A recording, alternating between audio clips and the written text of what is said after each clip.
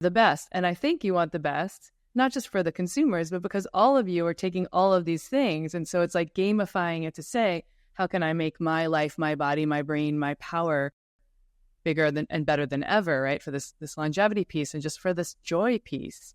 So I'm glad you're talking about your lab. It's pretty cool. It is. And the reason we had that is because, Matt and I, when we started this company 20 years ago, we didn't have access to a lab, but we got the best people we could to build our first enzyme product, Masszymes, which is going over 20 years now.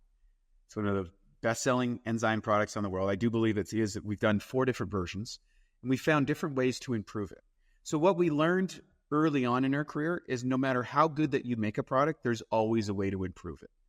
And then when you deal with the different lab assay companies, we were able to check it, we're like, oh, just because it says it's this on a lab assay doesn't mean that it works. So there's a lot of good intention companies that only have a lab assay that think that that's the product that's going to work. They don't have access to these other things. So there is the integrity, intention, and then there's the capacity to deliver on that intention.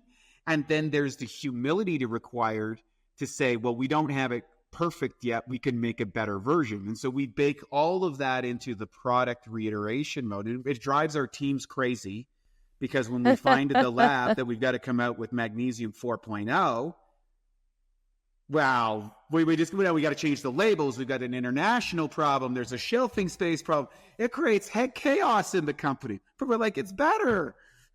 So we have a few versions of better coming, just with the limitations of our teams going that way. We can't do better, just like better than the next version yet because of all this downstream stuff. We got to get everything registered and all that sort of stuff. So we got a couple of those coming, which are really exciting.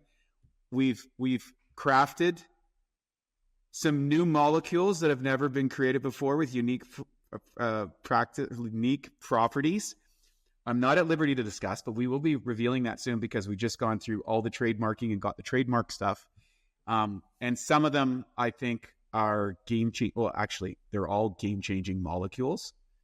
So we have a super chemist that uses AI computers to craft things, and he's understanding of molecular weight and things and what goes where.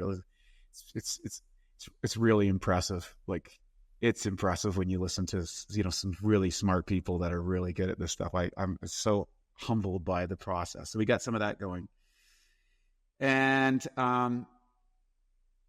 we've identified a massive problem in the electrolyte business.